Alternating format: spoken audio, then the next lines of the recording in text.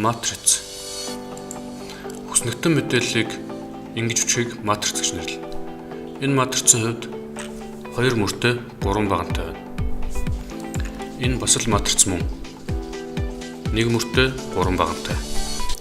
Энэ матрицын хувьд 3 мөртэй 2 багантай байна.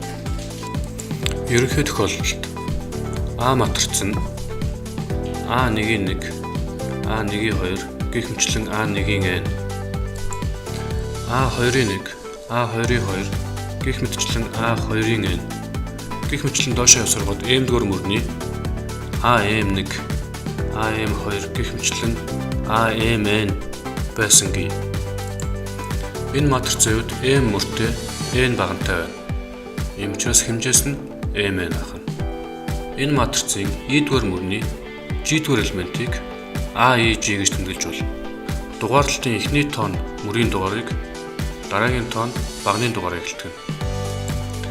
Жишээлбэл энэ матрицын хувьд A2-ийн 2 гэдэг нь 2-р мөрний 2-р элемент буюу 4. A3-ийн 1 гэдэг нь 3-р мөрний 1-р элемент буюу 5. A1-2 гэдэг нь 1-р мөрний 2-р элемент буюу 2-ыг илэрхийлж байна. Бүх элемент нь тэгтэй тэнцүү байх матрицыг бид тэг матриц гэнэ. Жишээлх юм бол тэг матрицууд. Харин мөрийн тоо багны тоотой тэнцүү байх юм бол уг матрицыг квадрат матриц гэж нэрлэдэг. Жишээлх юм бол энэ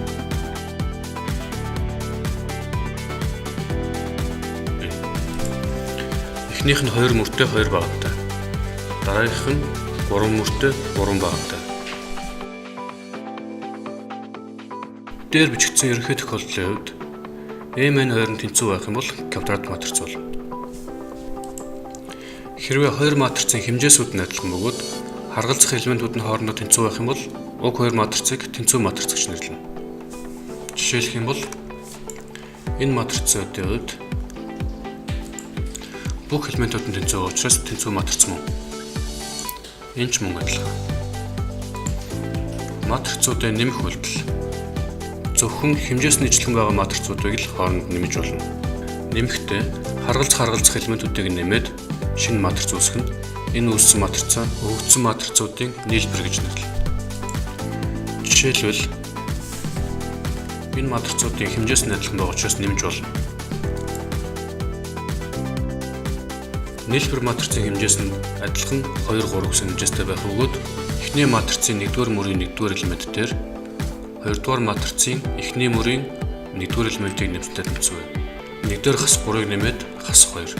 Мөн адилхан 2 дээр 5-ыг нэмээд 7, 5 дээр 9-ыг нэмээд 14, хасах 1 дээр 4-ыг нэмээд 3, тэг дээр хас 3-ыг нэмээд хасах 3, 4 дээр 20-ыг нэмээд 6 гарна.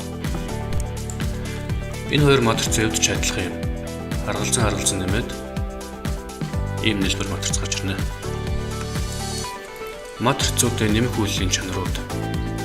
Нэгдүгээрт нь А дээр Б-г нэмэх нь Б дээр А-г нэмэхтэйгээр адилхан. Өөрөөр хэлэх юм бол байр солих үйлдэл биелнэ гэсэн. Хоёрдугаарт нь А дээр Б-г нэмчээд С-г нэмэх нь Б дээр С-г нэмчээд А дээр нэмэхтэйгээр адилхан. Гуравдугаарт нь А матриц дээр тэг матрицыг нэмбэл А матриц өөрөө орж ирнэ. Мөн адилхан тэг матриц дээр А матрицыг нэмэхлээр А л орж ирнэ. Матрицуудыг хасах үйлдэл нь нэмэхтэйгээ яг адилхан хийгддэг. Харгалзах элементүүдийг нь хасаал болно.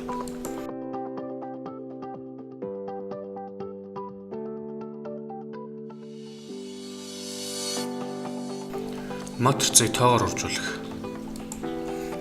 Матрицыг ямар нэгэн тоогоор үржүүлж хувааж болох бөгөөд ингэхдээ харгалзах элементүүдийг нь бүгднийг үржүүлээд эсвэл хуваагаад болно. Жишээлх юм бол энэ матрицыг 3-аар үржүүлэх юм бол 1-ийг 3-аар үржүүлээд 5-ыг 3-аар үржүүлээд 10-ыг 3-аар үржүүлээд 9-ийг 3-аар үржүүлээд 3, 15, 30, 27 гэсэн шинэ матриц үүснэ. За хуваах үйлдэл нь бол бутархай тоогоор үржиж байгаатай адилхан. 2-ны 1-ээр үржинэ гэдэг бол 2 хувааж байгаатай адилхан юм. За энэ матрицыг 2 хуваах юм бол ийм болно. Жишээ 1. Эдгээр матрицууд өгөгдсөн байгаа тохиолдолд 2А-гаас хасах нь 3B гэсэн матрицыг олж үзье. А матрицыг 20-оор үржүүлвэл ийм болох бөгөөд Б матрицыг 3-аар үржүүлвэл ийм бол. Хооронд нь хасаад ийм бол.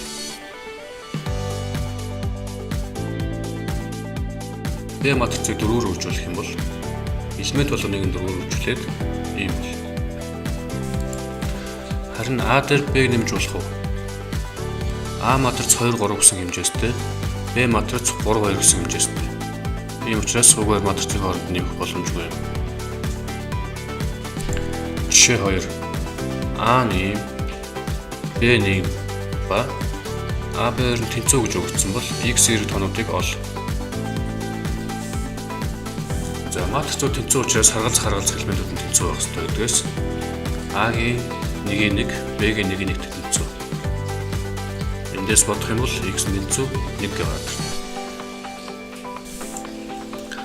Мөн 1-2, 1-2 тойгоо тэнцүү гэдгээс Y дээр нэмэх нь 1-3 таа тэнцүү буюу Y нь 2 гэж гарч ирнэ. За 2-ын 2 дугаар элементүүдийг тэнцүүлж үзэх юм бол Z-ийн квадрат нь 9 таа тэнцүү гэдгээс Z нэмэх 3 таа тэнцүү байж болно, эсвэл хасах 3 таа тэнцүү байж болно. 2-ын 1 тэнцүүлэх юм бол Z нь 3-г гараад ирнэ. За ингээл X, Y, Z болчихлоо. Дараагийн хичээлүүдээр матрицуудын үржих үйлдэл болон нэгж матриц, уруу матриц, квадрат матрицын тодорхойлогчийн тухай үзнэ.